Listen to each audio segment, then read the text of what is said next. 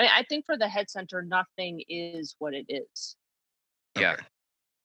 Everything has meaning and represents something much bigger than what it is. And the mind is what's generating the story and the narrative that this whatever's happened is an occasion for. The big hormone enneagram.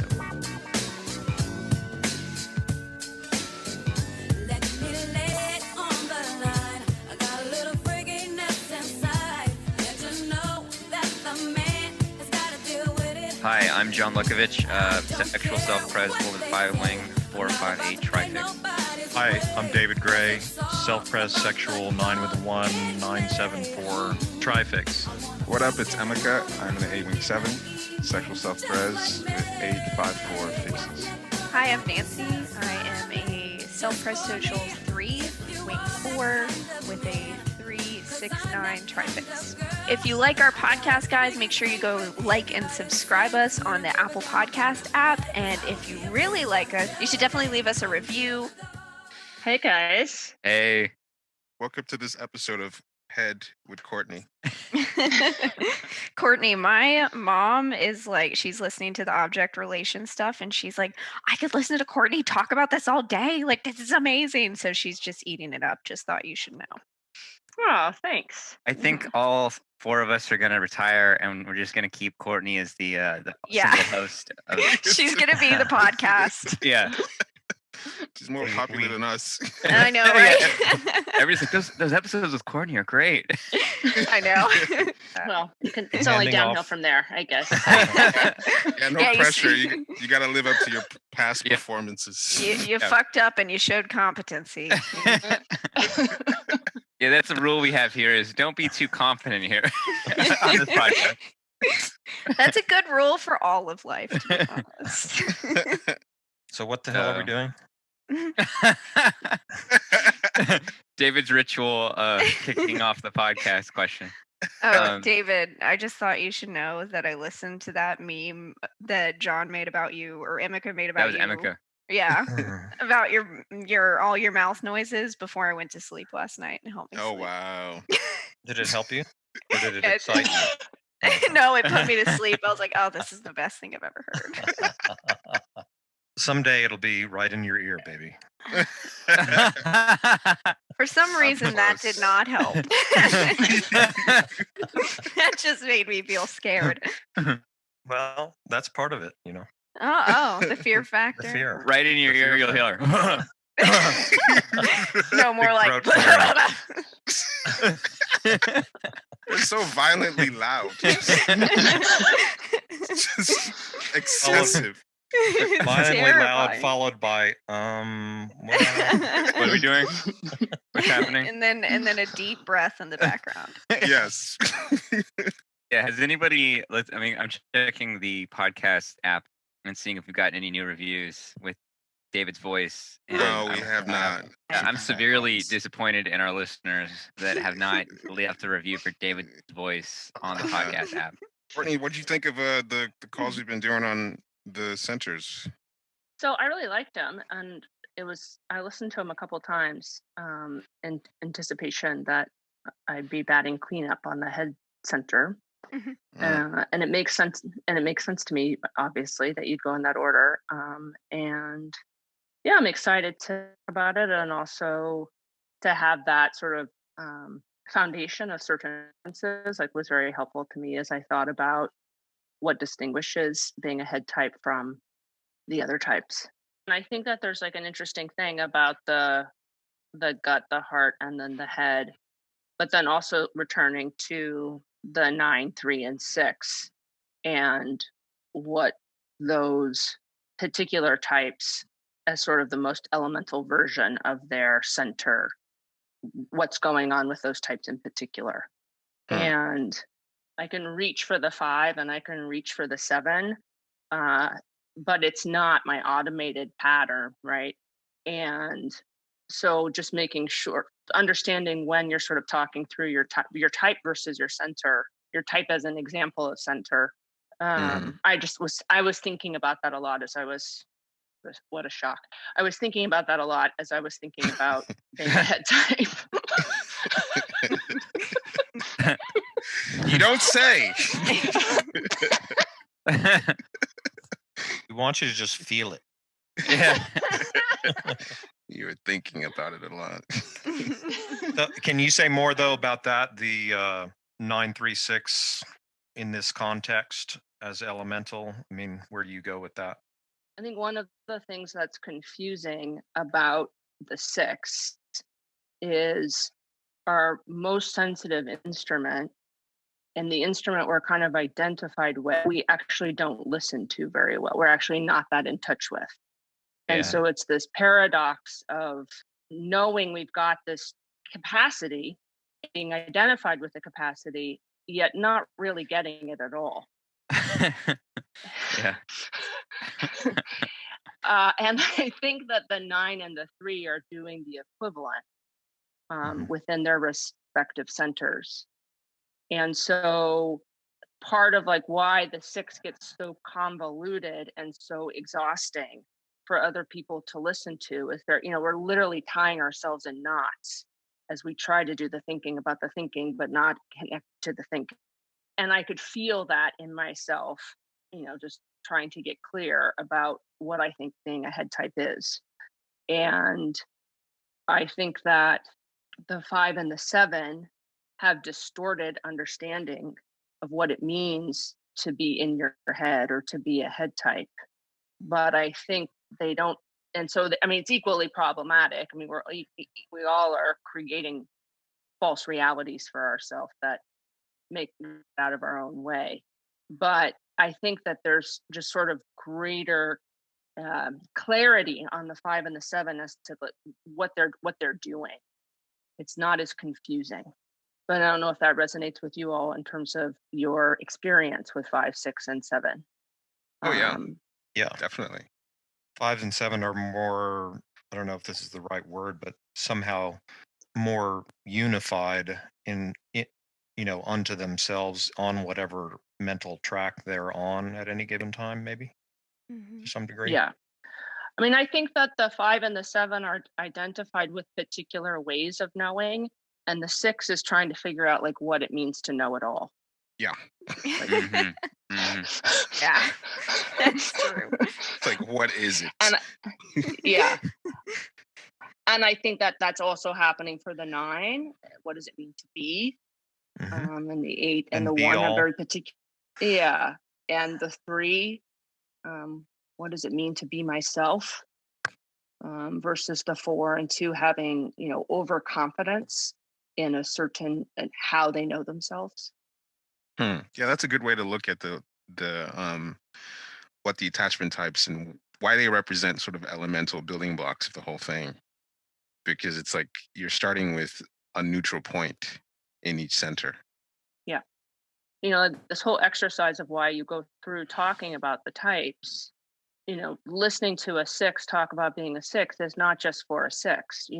It's so that other people can find that register within themselves and understand people that they're dealing with and have more compassion and empathy and all of that kind of stuff. But to actually register that, there's something fundamental about each one of the types, and to be able to have an experience of what it means to be a 6 is to be able then to locate it in yourself, or a 3 or a 9. And that's how you build your own range and get out of your own way, is to be able to find that broader register. Yeah, something that's really interesting to me that as we've been doing these calls is sort of the energetic register in my body as to like what these centers feel like. And like with the gut types, how grounded gut types can feel, and how heart types can envelop you into like an emotional field where I'm accessing my emotions more so because that's where how they're framing things. And my experience with head types is a little bit different in the sense that I feel like I tend to view head types as sort of the spark plugs compared to the other centers. Like when I think of my experiences with 6s and 7s and even 5s in a weird way, there's a way that head energy kind of is electric in the sense that there's just more motion energetically for me with head types. Faster Yeah, motion. it's just it's just ideas Motion really or emotion? motion, like, because ideas, the intellectual centers, it's much more quick and it's verbal and it jumps from things. Yeah, just things are just sparking, whereas gut types and heart types, those, like, guts or heart types feel liquid in the sense that emotions kind of flow, and gut types are pretty solid, and head types just feel like electric. Like, head energy is like it's like, for example, 6s, in terms of what they do for groups and when they're around other people, it feels like 6s kind of become the spark plug for the group.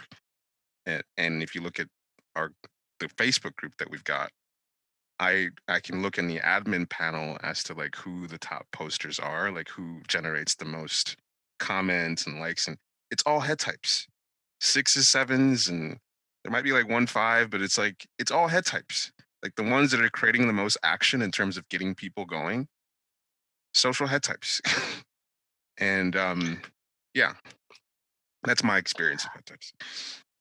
I mean, one of the things that I was thinking about when I was listening to the Heart podcast and thinking about it myself is, talking about the head center, there's talking about it like in terms of what we do when we're not healthy or when we're being normal, and there is a kind of, as you say, sort of this like highly stimulated, high energy, ping ponging, it could just go on forever, quality. And at the same time, underneath that or above that, I don't know, the flashes I've had of this is like something really deep and something like this. Oh, I know this in a different way. It's actually quite empty and still, and expansive, like filled with air. For me, that energetic quality is one tip off in terms of what kind of thinking I'm doing. Am I thinking from like habit, or am I actually taking in new information and seeing what thoughts arise? Okay, so that means that when a head type, or in your experience as a head type, when you don't feel present, that it is just a sort of constant electric ricocheting and ping ponging that's going on. But when you do access real insight, it's coming from a still place. Yeah, I think I'm much quieter when I'm really. And John knows me the best of you. I don't know if he would concur. I mean, I'm a lot of fun, and like it's like good things. Don't get carried away. Don't get carried away. I agree. Said she's a lot of fun. Who says that? A 6.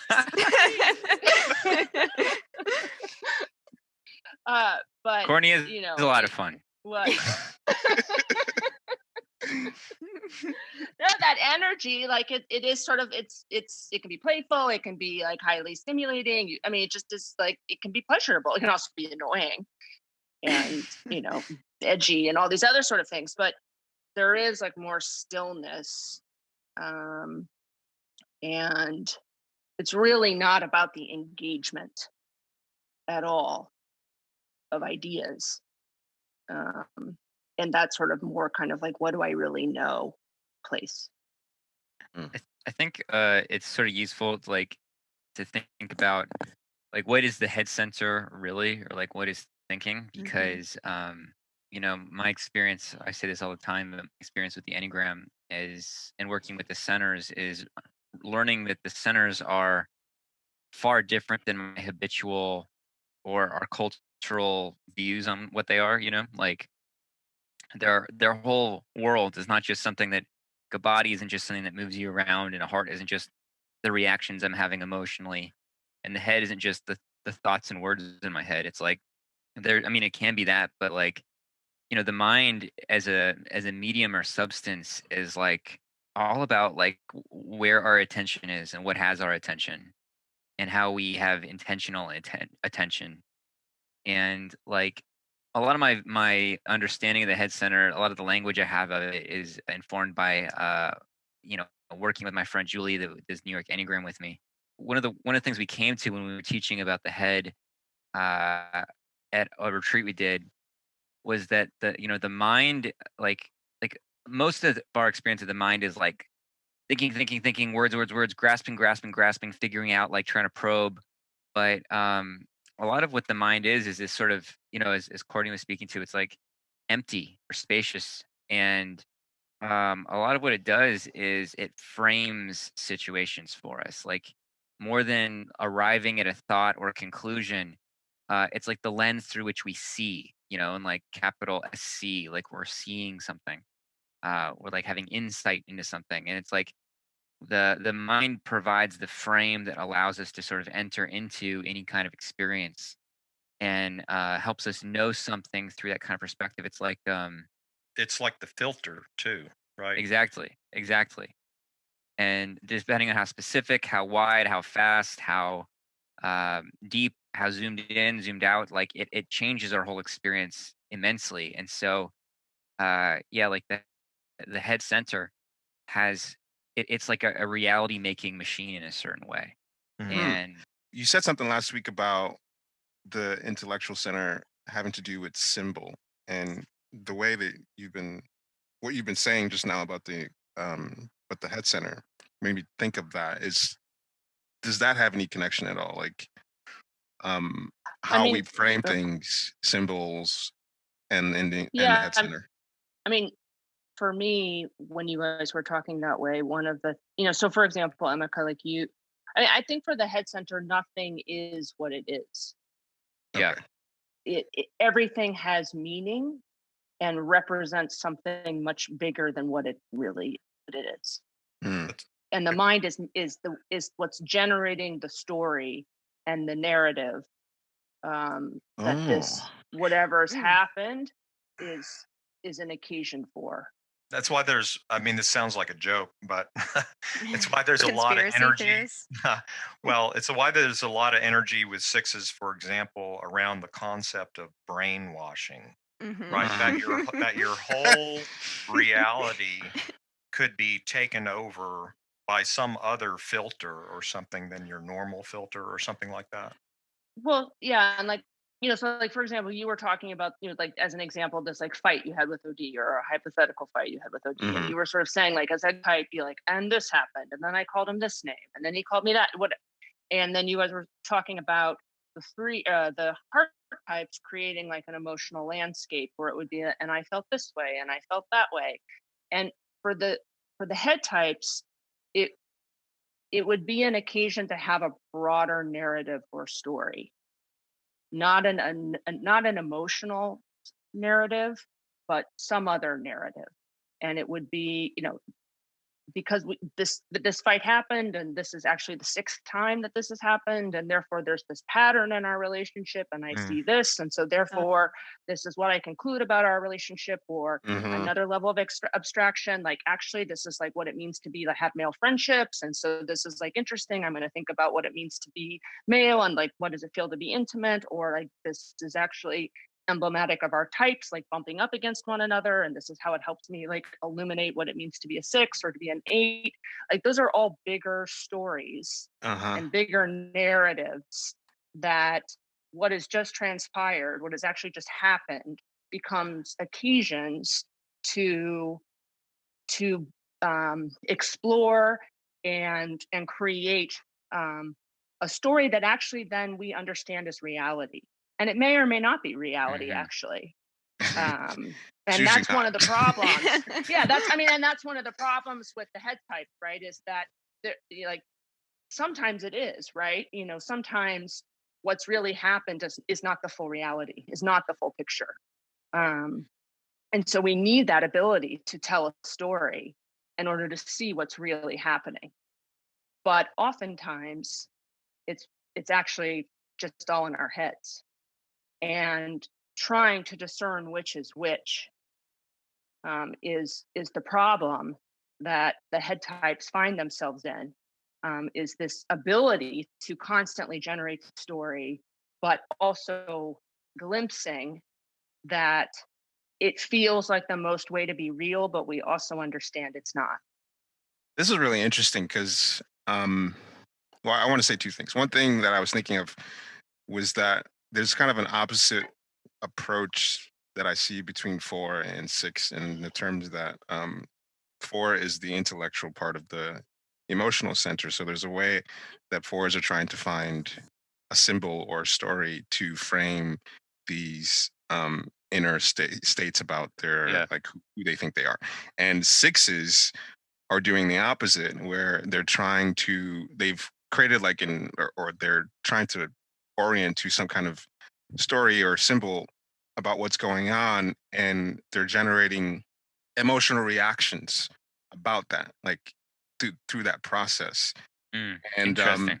yeah, like I noticed that 6s, when they go crazy with their narratives, they get really amped up, like the feelings and the emotional reactions around this symbol and this narrative that I believe is such a big thing. I'm getting really amped up and emotionally reactive. Partly to get feedback. You know what I mean? Right. Because it's sort of like we talked about last week. It's not real unless it's mirrored back to me. So I have to, if I don't get people on board with my reactivity, then maybe this narrative or symbol that I've latched onto, maybe it's not real.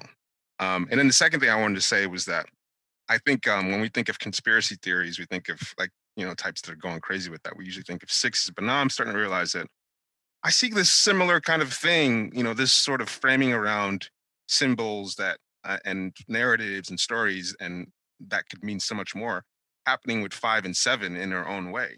Like a lot of 5s, I've noticed, get really hopped up on like reality narratives around their own sense of reality being this sort of oppressive force.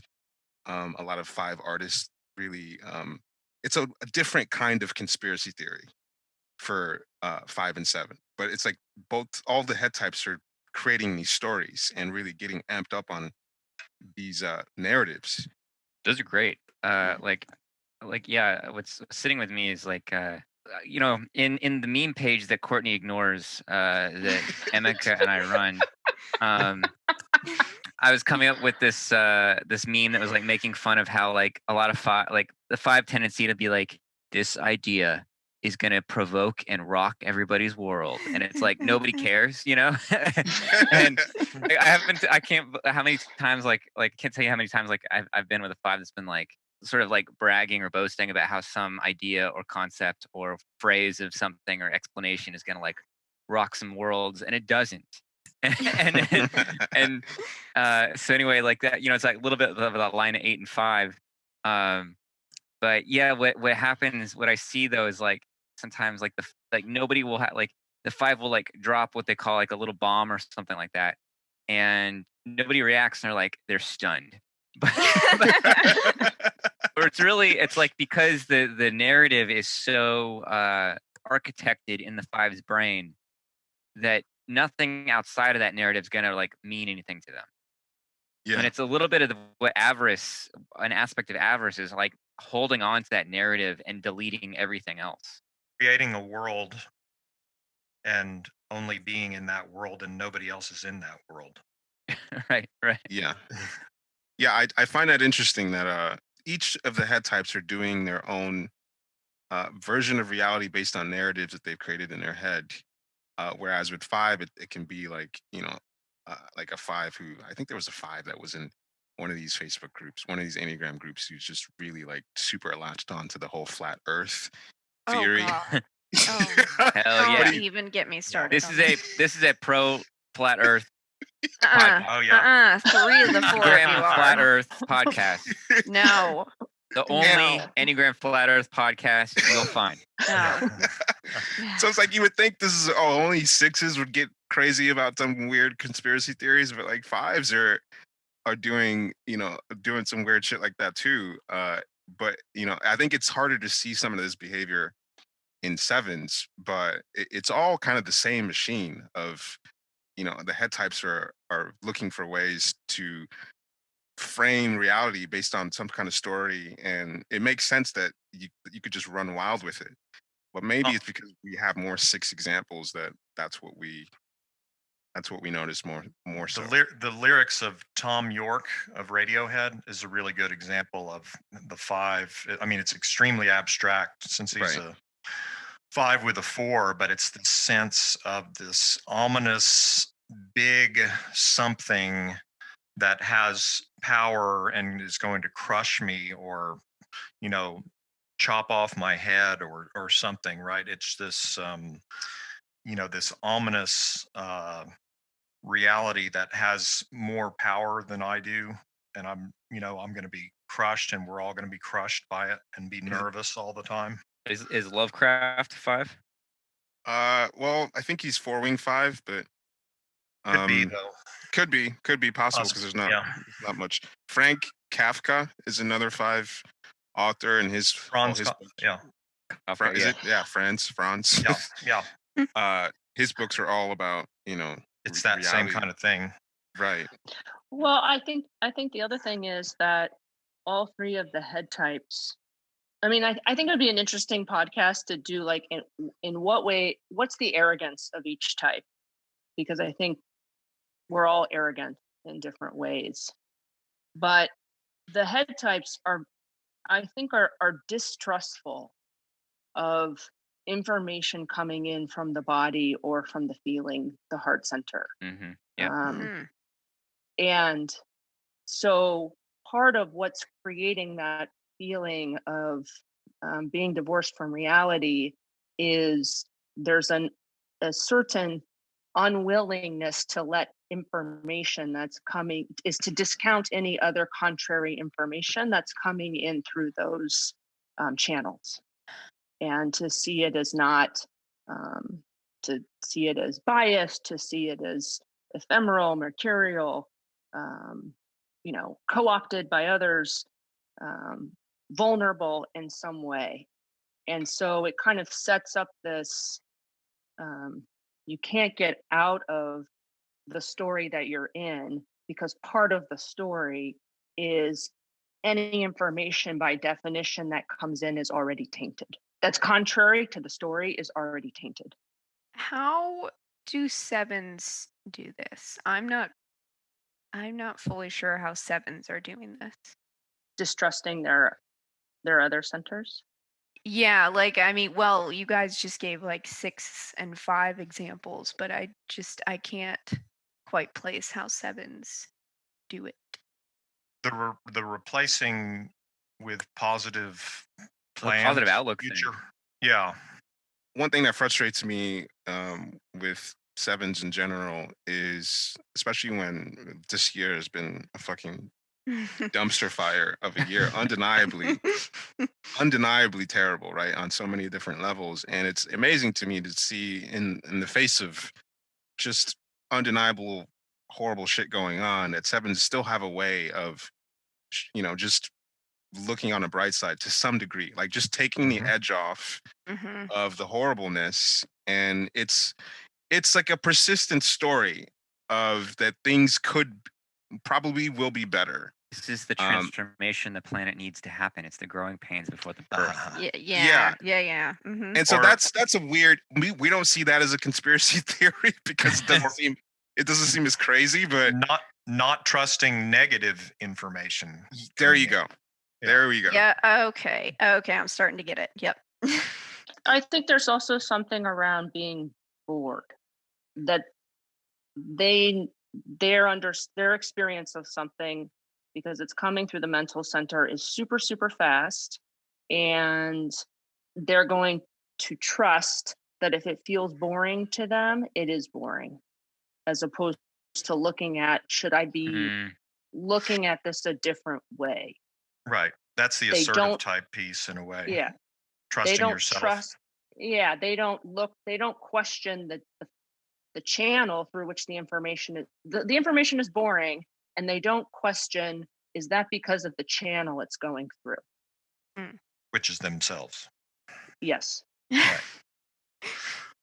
Right. The other example that I just remembered, the way that sevens can sort of do their own conspiracy sort of thing, is that sevens believe in possibility. And so there's a way that sevens can latch on to just fantastical ideas and possibilities just because they're cool and interesting to think about. You know, like Elon Musk has a lot of weird beliefs. He's a seven, a lot of weird beliefs about like aliens coming down and taking over and shit like that. Like, just these are just interesting, fantastical narratives that. So I feel like sevens may not like have like conspiracies that have to do with the houses burning down or anything like that, but just like these weird fucking new age beliefs. I think the whole new age kind of thing is a seven head center of seven phenomenon where it's like I just made some shit up and now it's real. I think it's 9 and 7, but yeah. Yeah, and I mean they talk about like Steve Jobs, like like people that worked for him, like they called it his reality distortion field. There you go. Where he would, just sort of, we're going to get this done in a day. And God, just like ignore reality in terms of how complicated something, and it was just the assertion of that that was going to make it so. And so I think that's the other thing that kind of ties into this like sense of possibility. If I can imagine it should be able to be real. And I'm not going to let information from this world change what I think is possible. That explains so fucking much. Yeah, I think people don't get as offended with the seven style of doing this because it generally seems about potential possibilities and it's not negative. Whereas, sixes and fives are more likely to just talk about how shit sucks or much more reactive sixes with their conspiracy. They need people to react with them. So it's more provocative.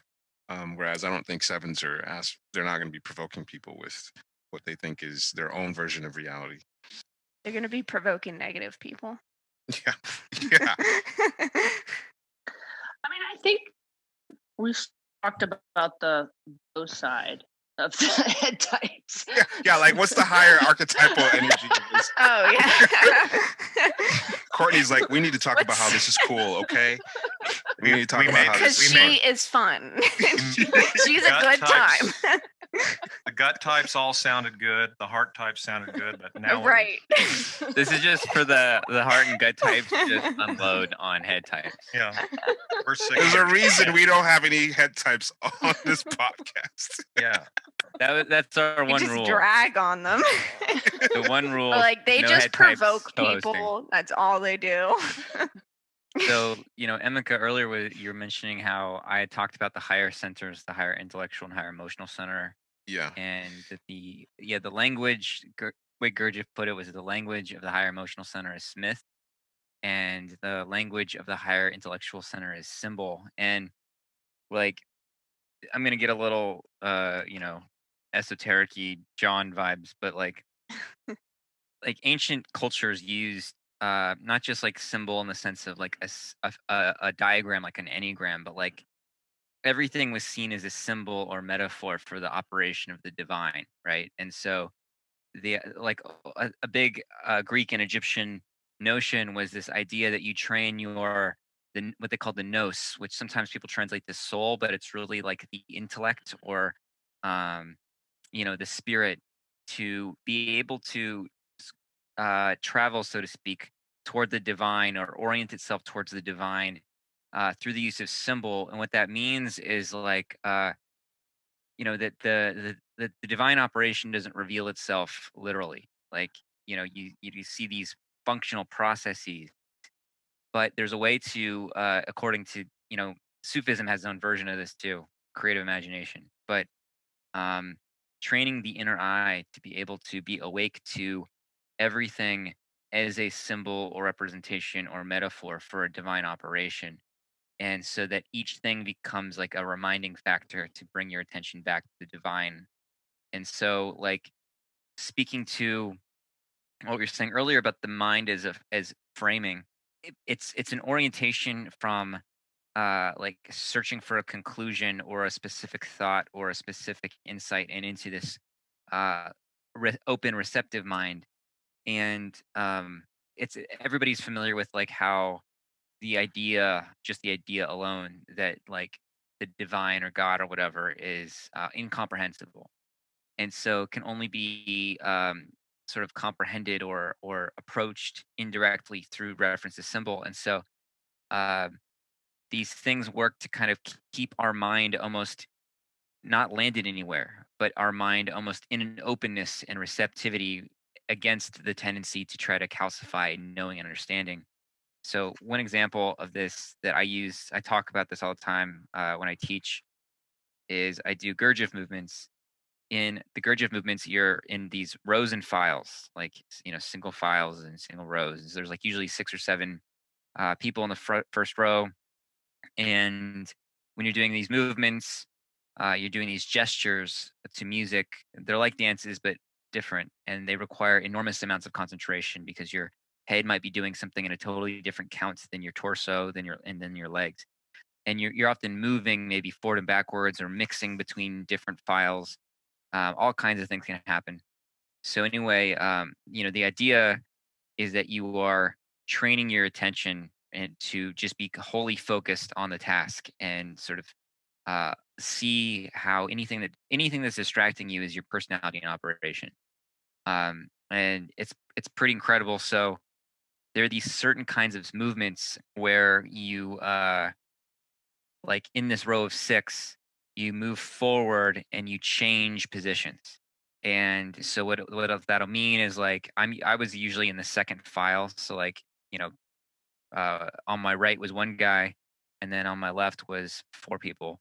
And in the music, we'd be changing. We actually be moving according to the enneagram, which I won't explain here because it's just a lot. But for me, it was like this education in a way of like the mind, because when the music and the timing of the movement place certain demands on me, it was like I had to be totally in lockstep with this one person. And then as soon as conditions changed, I had to be totally in lockstep with the other person and let go of the first person.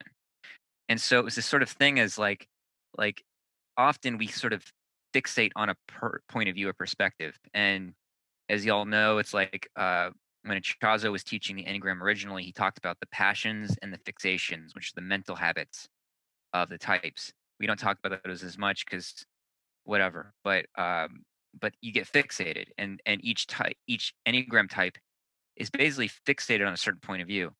So uh, in this movement, it was like I'd have a position I needed to take to accomplish what was needed to accomplish for that part of the movement, and then a new position. And it was like these were new perspectives in a way. Like I needed to take this perspective because it was what was called for in this moment, and then this perspective to what was called for in this moment, but leave behind the old. Like as soon as I needed to leave it behind, just leave it behind.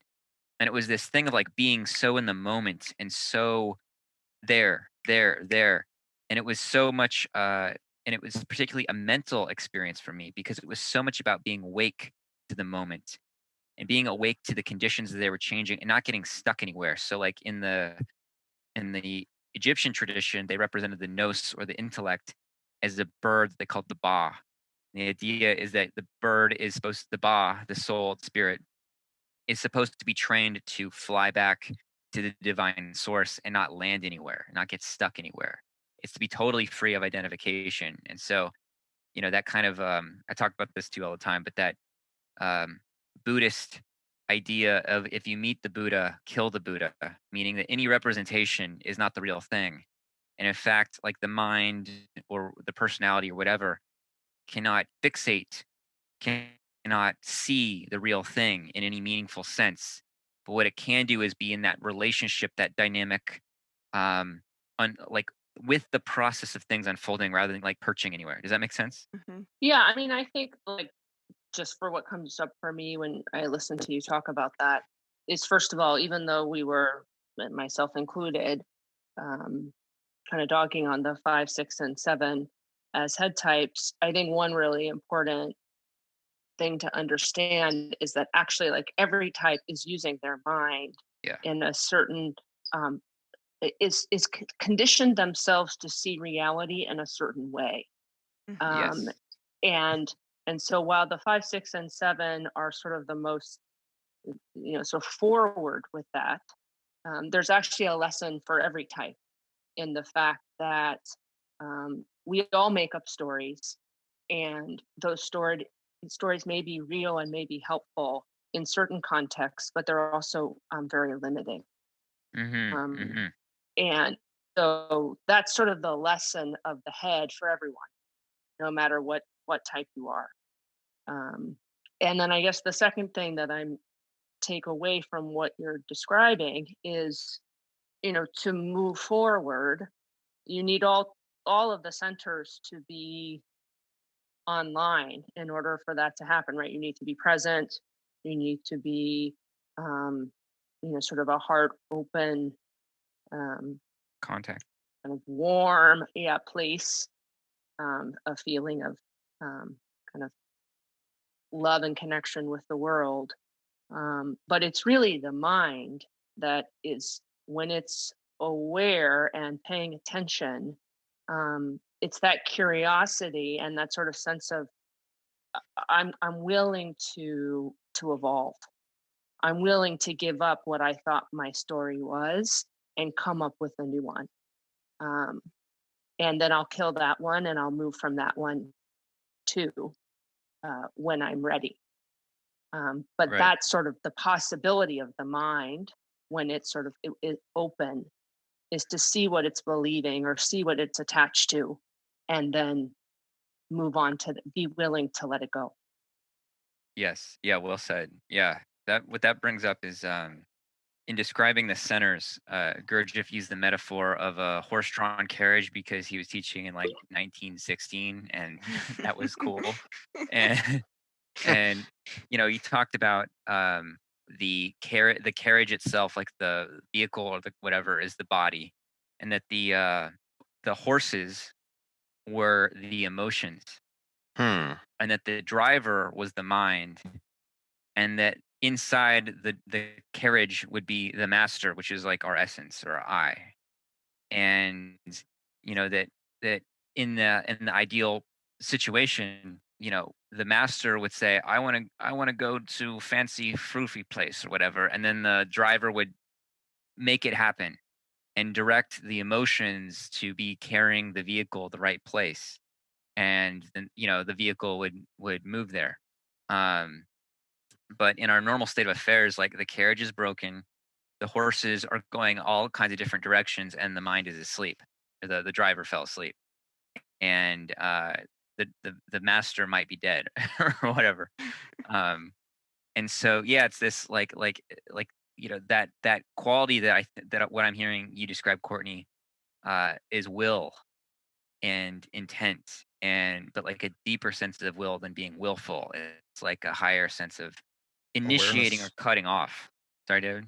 Awareness in a way. Well, it's there's awareness involved, but it's also this, like, to create a perspective or a frame or a view or using an idea or a thought in a context requires a kind of initiation or requires a kind of choosing. And so that's what the mind does. Like, even before the perspective is crafted, there's the knowing or the recognition that requires will, of some kind of a frame itself. Then there can be access or movement or motion or choice in that space. Does that make Sort sense? like Yeah. choosing a direction. Yeah. Yeah, literally or metaphorically. Yeah. Right. This is really interesting because the way you frame things, John, with the horse and carriage metaphor, I guess you could, let's just say it's a car. It's let's just say it's a car. I think we've talked about this before, where like the mind is like the GPS, it's the compass, it's like how you orient and decide where to go. And it just made me think of Michael teachings, which has some overlap with Gurdjieff stuff, fourth way stuff in the different centers.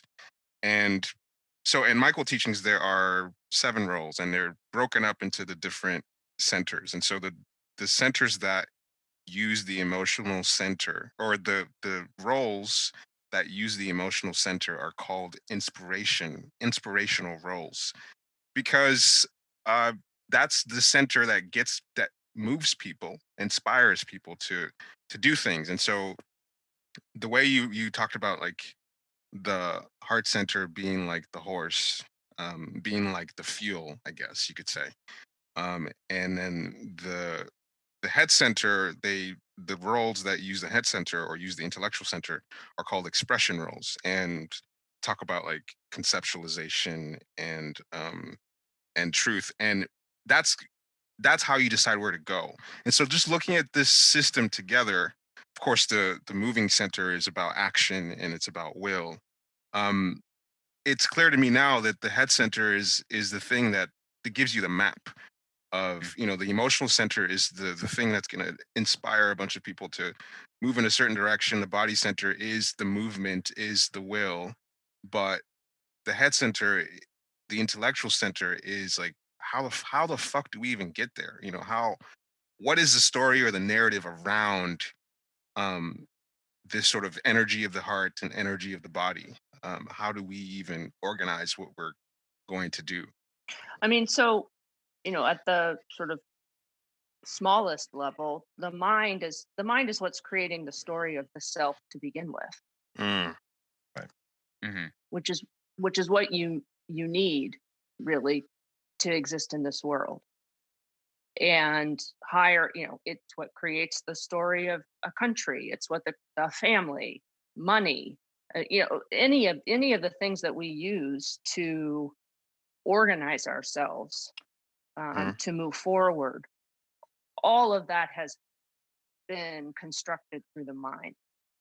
And I guess the other thing I was going to say about the mind is the other thing that's sort of necessary is when all of this gets out of whack, like it does in all of us, the first thing that has to happen is to be able to witness what's going on, to be Hmm. in the Hmm. car, but also to see the car.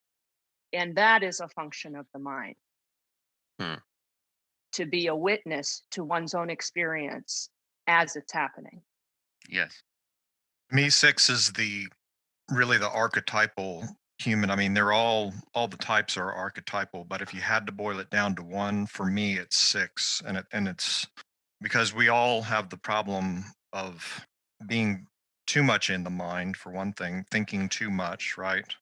We all have the problem of splitting things into binary opposites, good, bad, black, white, right, wrong, right? We all have the problem of trusting in just basic trust in the universe, right? And that kind of thing. And that's another way in which, six and the mental center is sort of, just central Hmm. and universal. One thing that I've talked about before that I noticed that a lot of people, when like collectively, especially like looking at what kind of presidents that we choose, I mean, there's a lot of nines, but there's also a lot of six, that a lot of people really identify or really attached to sixes. Like it's really common when you see like hosts of TV shows and like network television late night shows, they're Right. all sixes, every single one of them. Yep. Like what is that?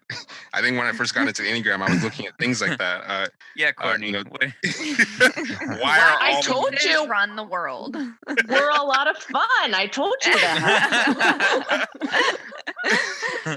yeah, I think there's a way that people like sixes can bring a lot of energy, and that ability to um just be a host and frame things in not only like inquisitive but entertaining kind of ways. But it's really interesting to me. To me, it's partly the thing I was just talking about. It's a certain level playing field of we all identify with being the host, and sixes invite that Hmm. of like they're at our level, uh, you know, asking what we would want to ask, sort of, so Oh to yeah, speak. yeah. I think it's just really interesting how certain types bring a certain archetypal energy, and just I guess talking about like head types and the kind of archetypal energy that head types bring. Um, And there's something about that, like, for example, like Oprah is probably the most popular woman in America, and she's a 6, social 6. Um, like, what kind of space do head types bring for us? And yeah, what kind of energy are they giving us that is so attractive? I mean, I think for the 6, there is like an earthiness that's particular in contrast to the 5 or Yeah. and I think that when we sort of understand like what is real, what do we know?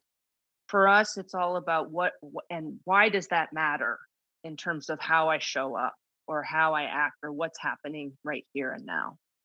The knowledge, it's not enough for it. It's not enough for the 6 to know something in the mind. It needs to be understood as knowledge that's helpful and relatable and all of those, like sort of what we were talking, and I could do a better job, like the elemental, like the 9, 6 and 3, like why am I here, like what is this all about?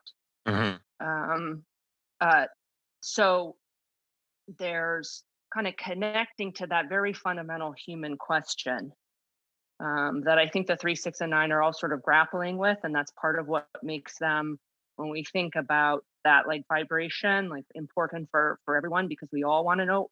That's what it's all about. Like, what are we doing here? Yeah. But at the same time, so the 6s are able to operate at that level, but they're also able to operate at a level of abstraction. And so they're kind of really serving as or we're kind of in certain moments able to serve as a conduit between those two worlds. I think sometimes. I think. You don't have to say that. You don't have to say that. We know. That was funny. I think sometimes 6s, like because of that ability to kind of span both parts of that, kind of have a lot of people look up to it, or there's that like wholesomeness to it. I don't quite know what word would fit it, but it's like I don't know, like wholesome is the best thing I can come up with there. Relatable is one thing. Relatable, yeah. But like the good, like we're like, oh, I relate to that, but I kind of wish I reacted like that. Similar to 9, people are very comfortable with types like that in leadership because it doesn't seem like they're too full of themselves. Like they're still questioning what it means, what everything means. Versus like, when people latch on to 8s or 1s, it's kind of like, like they're being swept up in this over certain kind of energy. It's a top-down thing. Right. Well, Whereas and also, like 6s are rarely duds. You know what I mean? Yeah. True. They're just not boring. Like, Yeah. even if they drive you fucking insane, they're not boring. And like, just like Alex Jones is totally a nutcase. But I mean, it's just like, I was into Alex Jones. Just like, I knew he was fucking insane and crazy and wrong, but I loved watching him, like before he like it got big, because he was just so insane, and it was just like I kept coming back for more when he was like going into Bohemian Grove. He was like, I was all like, I was back, I was into it. It's like, yeah, go there. And 6s are fucking funny usually. Yeah, exactly. I think there's also something about, to the extent like I've come onto this podcast and you think about what gives you confidence in Oprah, for example, is, for me, when I feel comfortable talking on this podcast, it's because of something that's resonating with me that's helped me.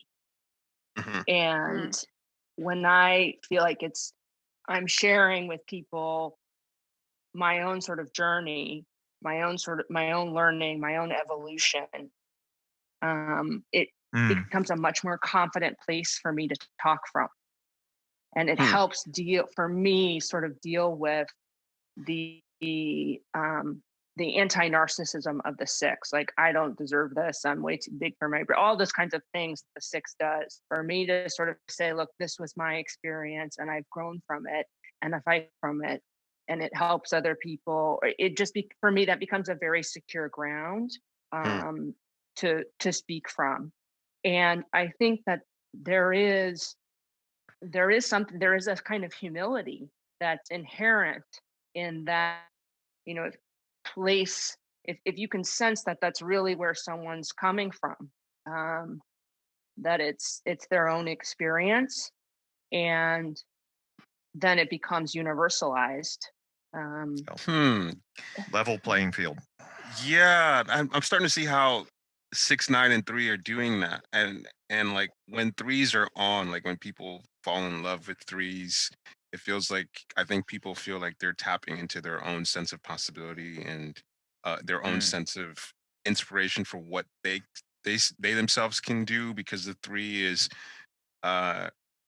like representing some kind of achieving self actualization to some degree, whereas eventually sometimes threes can just get really high on themselves and turn people off. But initially it feels like threes are tapping into, you can self actualize like myself, like I'm like their journey up the ladder kind of a thing. And whereas nines can really inspire people because it's not, they definitely don't make it about themselves. It's like, oh, we, Obama and yes we can, that's such a not me us kind of a thing, where the gut types can really, or at least nines can really make it about all of humanity together. And I can see how six is doing that as well, with their humility around what one knows. I think can really pull a lot of people in, because everyone can relate to that, to not knowing what the fuck is going on. And it's almost like seeing myself as a symbol, really, my own journey as a symbol of a bigger narrative. And if I can talk about my experience, kind of trusting that it does resonate, that it is emblematic of a broader kind of human. Yeah, like you took concern. a risk, you decided to trust in a certain something, and here's your journey, and it took you somewhere that was good. Yeah. And I think for the six in particular, like that never ends. It's never, we never rest. This made me think about something like different cult leaders from the different centers and what kind of qualities. I would assume that, like, for example, Gurdjieff is a gut type, and that a cult, or not a cult leader, but a spiritual teacher's teachings are going to overemphasize the lessons of their, or the perspective of their center. And so just makes me think, John, what are there some ways that you can see a difference between what Gurdjieff emphasizes, showing his gut center perspective, versus maybe what his students who are head types might have emphasized in contrast? For sure. So I think Ouspensky, like some people have heard Ouspensky, who wrote In Search of the Miraculous, claim he was a 1. I think he's a 6. Okay. And J.G. Bennett, who's my teacher's teacher and a student of Gurdjieff's, is 7. And both, like Ouspensky is interesting because, or so, just say like my teacher is an 8, and so there's an interesting gut kind of passage. And so Gurdjieff was very, it's funny because sometimes people will like quote Gurdjieff in the way he talked. It'll be like you don't try this, you do it. It's like very da da da da da da da. It's like very actualizing. Even though Gurdjieff got really esoteric and really abstract, there was still this punchy Gut center thing. gut stuff. Yeah, just laying it out. But it is also like really avoiding intellectualizing stuff, even though he had stuff that you could intellectualize over for lifetimes. But Ouspensky studied with Gurdjieff, had a break with him, and then kind of reconciled with him at the end of Gurdjieff's life. And he and Madame de Salzman, who I do think she was a 1, went on to found the Gurdjieff Foundation. And I don't know a lot about Madame de Salzman other than her book is amazing, Reality of Being. But she was a one, and I think she had that kind of, stand up straight, doing the movements and stuff like this. But Ouspensky is interesting because he really wanted to figure out the system. Like he really wanted to find the rules of it and like sort of make it coherent. And Gurdjieff would intentionally fuck with people by teaching things inconsistently. Sometimes he would teach there was 5 centers, sometimes 3 centers, sometimes 7 centers. That's hilarious. Yeah, and so people couldn't calcify. Sometimes he'd talk about 4 centers because he would exclude the sex center. And so I'm pretty sure I would have hated. I'm pretty sure I would have hated him. Oh yeah, it would have driven me insane. I think that's why Ouspensky quit for a while, and meanwhile, so anyway, that was sort of Ouspensky's strength and downfall, as I understand it, is that he did get really fixated on trying to figure out the system behind the system. And then Bennett, Bennett is a 7 who's brilliant. He was a mathematician, like what recognized for being a mathematician apart from anything Gurdjieffian and all that kind of stuff. And he was like, he traveled in the Middle East and he studied with Sufis, and he's a wild, crazy guy, but he was like really intelligent and really bright. And he has, there's a little bit of Ouspensky in him, a little bit of Gurdjieff in him from the point of view that he was prodigious in terms of writing and lectures and coming up with his own ideas, and wasn't so much of let's preserve what Gurdjieff did so much as let's build on it. And he was very much about like a big theme which we could do whole stuff on is working for the future, and it's not exactly what one might imagine, but like we do inner work for the future. And that's a whole thing. And but like Ouspensky, Bennett was much more about laying out the map of inner work, of like what it meant, the layers of reality, making distinctions and discernments, and subtle, like clarifications about what it means to do work in here and what changes here and this kind of a thing, and very specific labels and demarcations and stuff like this. And whereas Gurdjieff would drop a little bit of hints of these things, but kind of left people to be confused. And yet, Gurdjieff was far more about provoking people, and far more about trying to drive people insane. So, like one of the things, one of my favorite. There's so many funny Gurdjieff stories, but like there was a guy they were avoiding different wars and conflicts throughout Gurdjieff's teaching career and moving gradually westward. And so I think when they were I always fuck up the name, but when they were like living in the south of Paris, like outside of Paris, I think it was called the Puri or something. They had this house there, and there was this dude that was annoying everybody like so intensely that everybody wanted him to leave. Like I don't know what was wrong with him, but Gurdjieff privately stopped him and was like, I'll pay you to stay. Don't tell anybody I'm paying you. And so he just kept this guy around just to drive everybody nuts. And he would do stuff like this. Like there was another example. Somebody really needed his attention. And so he just ignored the shit out of him. It was just like doing this kind of stuff that was hilarious. But experiential teaching. It was all experiential, and it was very much like if you're struggling with the movements or something, it wouldn't be like, oh, here's how to do it. I mean, I think like he'd have these moments of kindness that surprised, like not just kindness, but like a certain two-ish, like helping you through things that would surprise people. But for the most part, he was like, you do this now. This kind of thing is done how. Very 8. It was very funny. So all that's to say is like, yeah, the do this, do that of Madame de Salzman and Gurdjieff versus the here's the map and here's how to here's the tweaking it and clarifying and things like this. Yeah, it makes me wonder if, because I mean you've got spiritual teachers of all the different centers, and what attracts us to certain teachers versus the others, and so it makes me wonder if we are drawn to teachers or whoever who are in the center that we have least access to, or we have something that we need to work through with that center, because I can imagine that maybe as a gut type that I wouldn't be as enamored with Gurdjieff stuff, because it's like, oh yeah, I mean that's, or maybe I would, just a way of framing things from a certain center that we might appreciate more or less depending on our relationship to that center. Mm-hmm.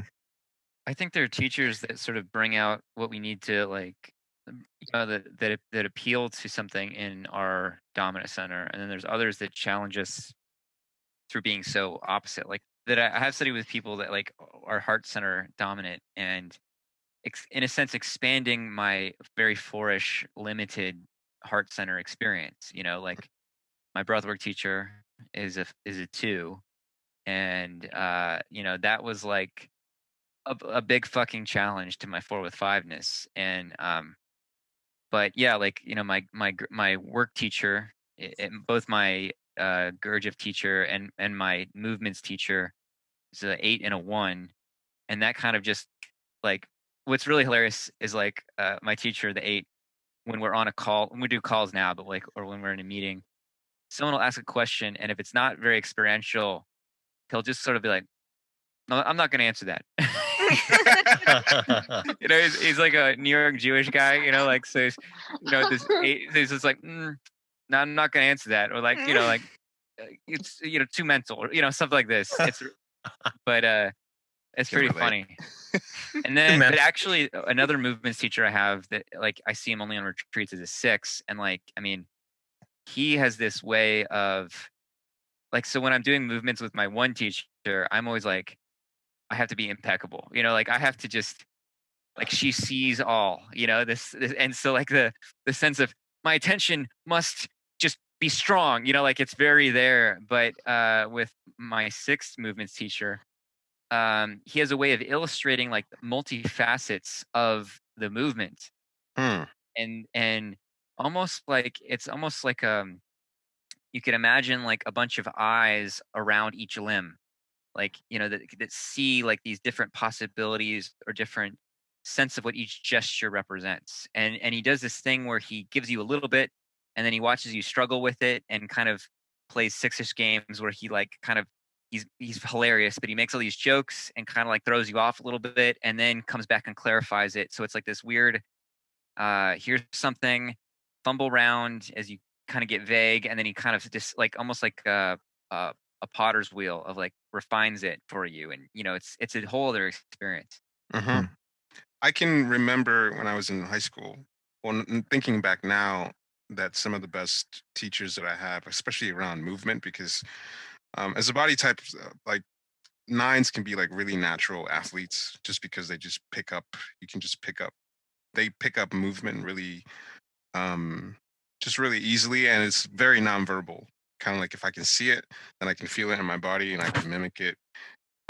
So you can't really learn from someone who's like a natural athlete who can just pick up movement that way. Whereas a head type or a 6 can, because of the way they have to sort of frame things for themselves and like dissect how do you put together this movement? So if you're having an issue of movement, a 9's just, or a gut type may not be able to pinpoint exactly where you're fucking up the map of the whole thing. And so what I remember is that there were certain coaches that could put together the movement piece by piece and say, you have to get this step done in order for you to get, so you understood all the parts of the movement.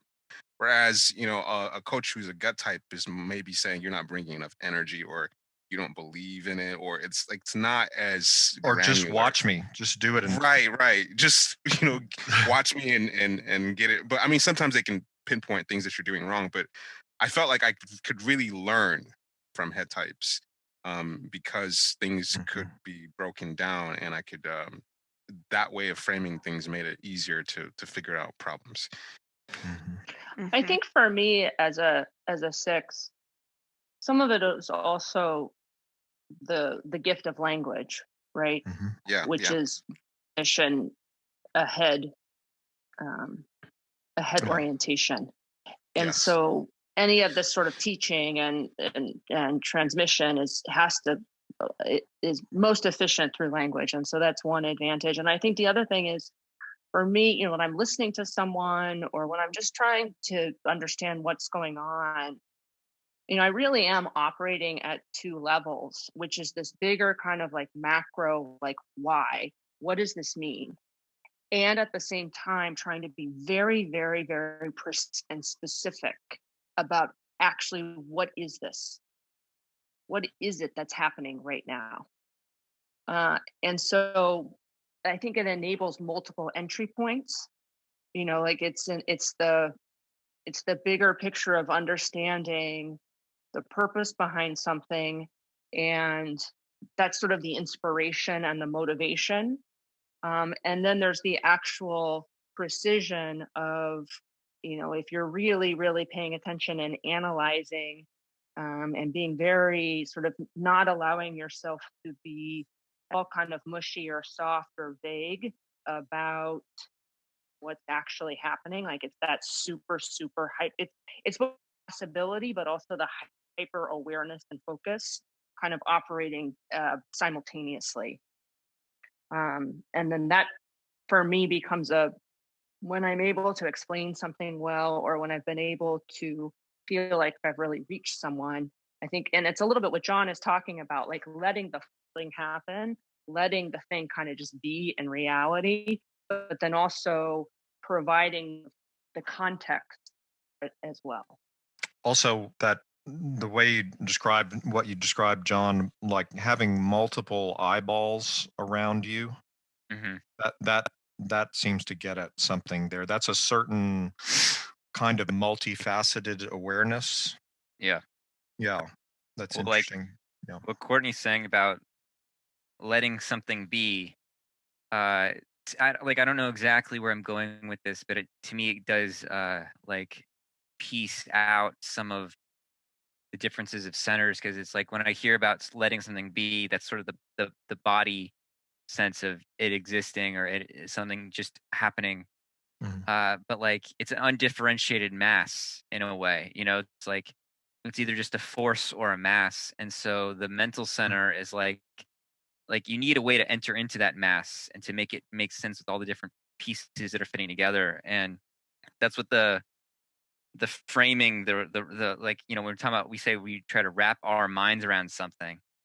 It's like wrapping your eyes around something. It's like wrapping your, having a way to enter into that undifferentiated mass in a way that creates cohesion and like like an awareness of different scales, right? Like in terms of like size and specificity and things like this. Naming things and that kind of thing.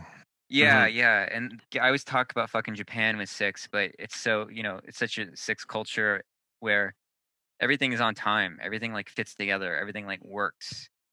And it's kind of like that awareness of how like it's not just this like lazy, undifferentiated body mass. It's like it's all fitting together, and it's all in operation. It's all able to go and be coherent, because this mental sensitivity to how everything is related to everything else.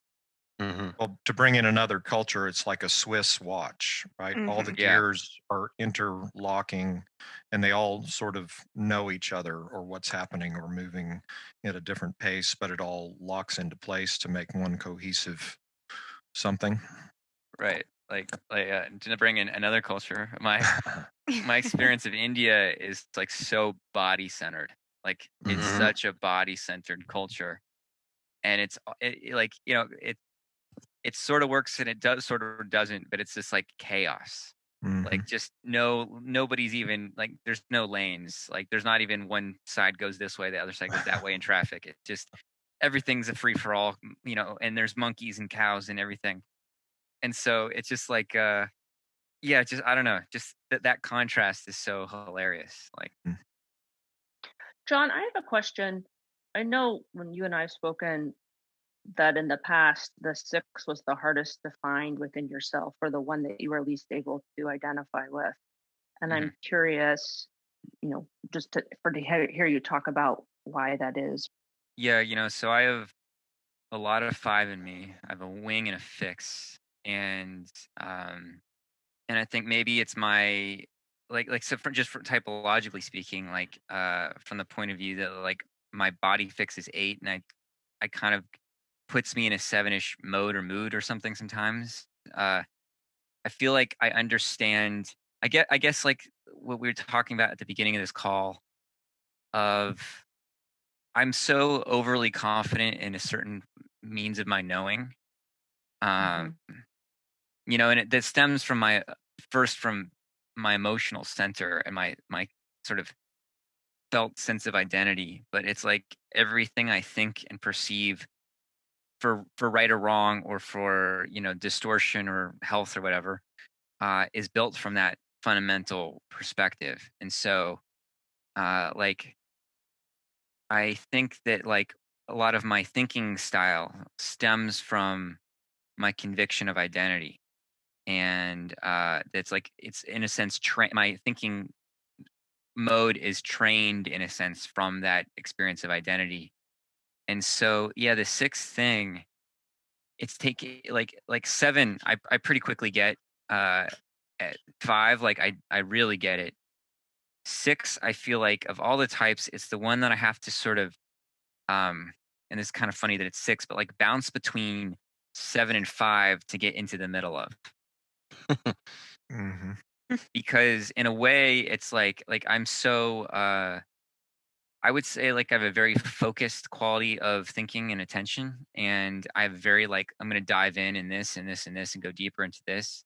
It's like that 5 line to 7 where it's like I can get so fucking fired up by my thinking that it starts bouncing and like, oh, but the this from this temple and this from this alchemy text and this, and it starts going, and I can feel that 7-ish thing. But the 6, like open awareness to how like context and like general awakefulness is like much more of a challenge to me.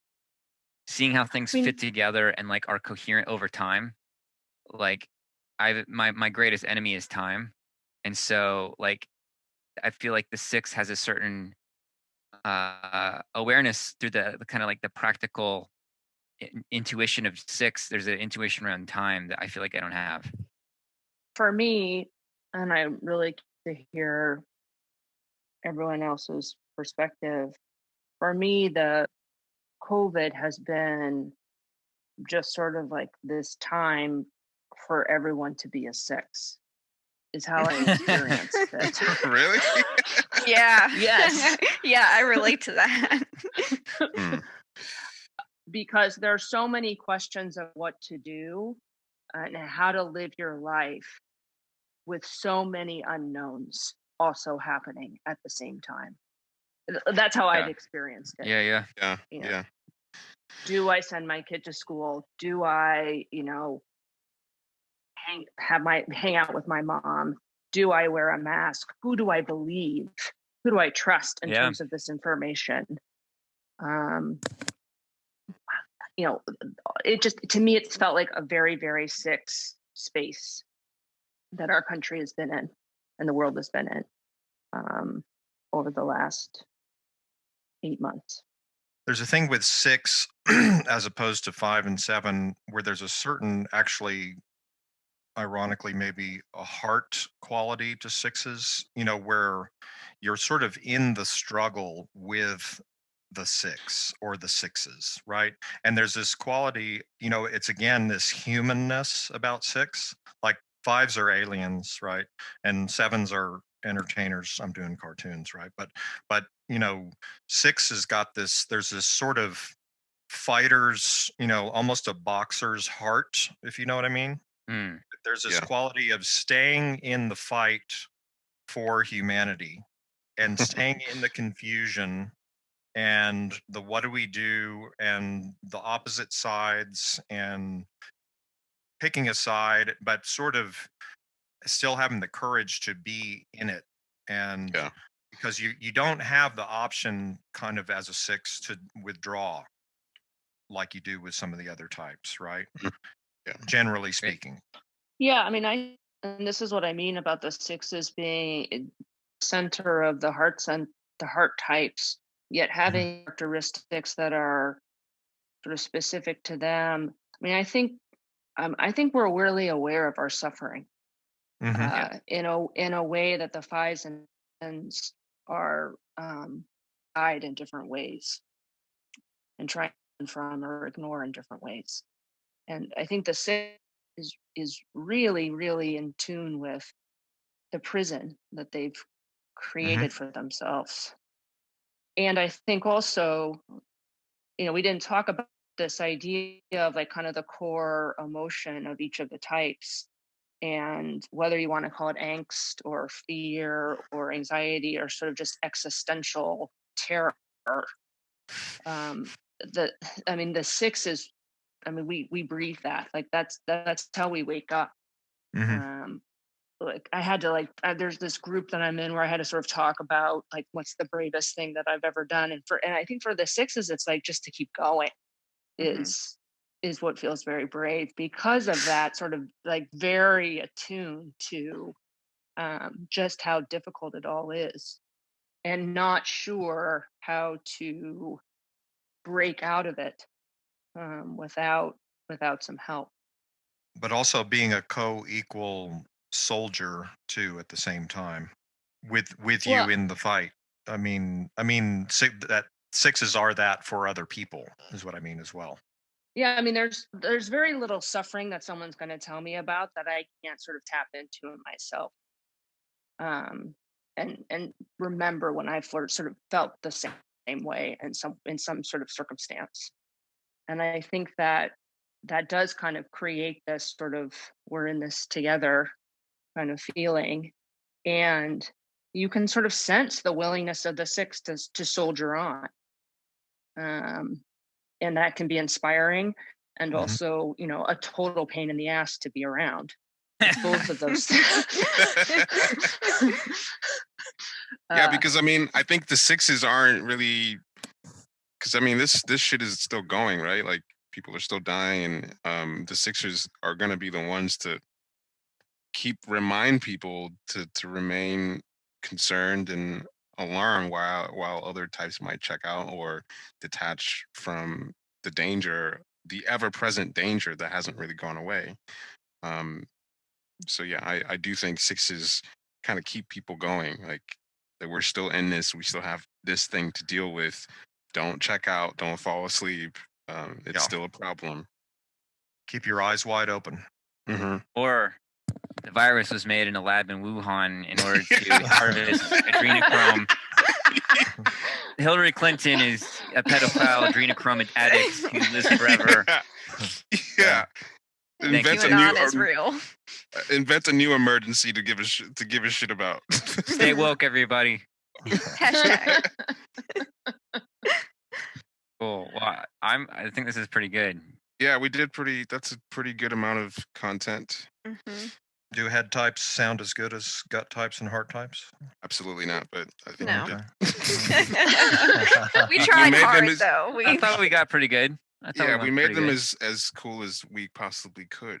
Well, I know we're winding on, but I do I was so moved by Emeka sort of talking about how the heart types make him find his own heart space.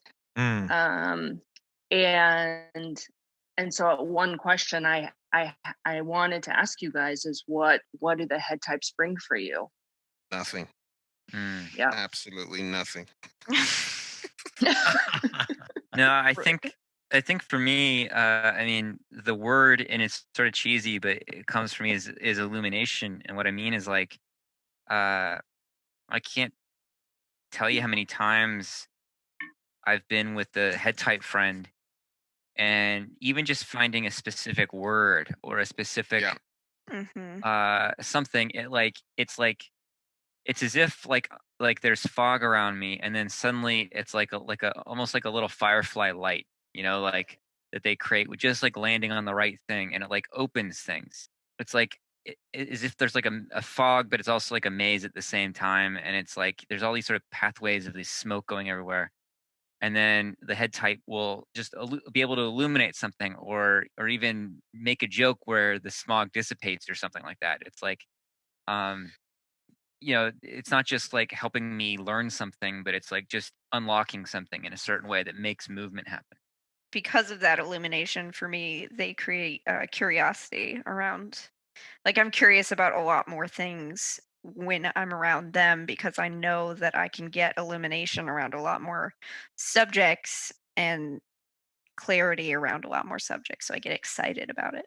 Yeah, I would say that what I get along the same lines of what you guys have said is that head types and especially sixes can articulate things. It feels like the thinking head center style means that I might not be able to find a right way of framing things, but head types can find 3 or 4 different ways of framing things, and will land on the more clear, insightful way of looking at something. And just the impact that you've had with those OR calls, Courtney, of the way that you were able to see into object relations. That's like the best OR content out there, period. Like in terms of people being able to understand and finally get it. And that's what head types are able to do, is, I think, for me, just the ability to articulate things in a much more clearer way that the other centers just can't do. For me, it's there's a sleepy 9 boy in a dough fog cloud bank being around being around head types. It's a much more crisp experience, right? And it's like, oh, okay, yeah, I actually could do this, and this is interesting because it's different from my usual experience. And I just to even participate, I have to be much more aware and awake, and that's interesting. Also, I've had some experiences with some like psychically intuitive sixes that well, I mean, I don't know any other way to frame it, but just them being able to see things. I mean, it's a kind of remote viewing. I mean, for want to get really esoteric into the high side, I guess, of the mental center, it's real intuition that sort of knows no distance, right? And being able to see all kinds of things. I'd have to give specific examples, but just a certain kind of ability to see very specific details about certain situations and people, having never met or seen the person. I mean, and I'm talking like exact details and things of. Anyway, that's some of my head type hype. All right. Now I feel like we've been Okay. appropriately celebrated. We gassed her up enough. Yeah. So really, this was about not a level playing field, but worshiping Courtney. Yeah. I mean, it's only appropriate given how many people worship Courtney. As it is, yeah. Yeah, as it is. So, Queen You guys Courtney. are making me really uncomfortable. Yeah. That's the plan. Yeah, that's the thing about sixes. Goal. If you fucking give them shit, they're fine with it. But if you praise them, that's when they get really uncomfortable. They're like, please stop. The most popular episodes. That's what you got to live up to. You are the best, Courtney. Yeah. Oh no! No, face I have it. a shrine to you in my bedroom. You guys are joking and it's still making my skin crawl.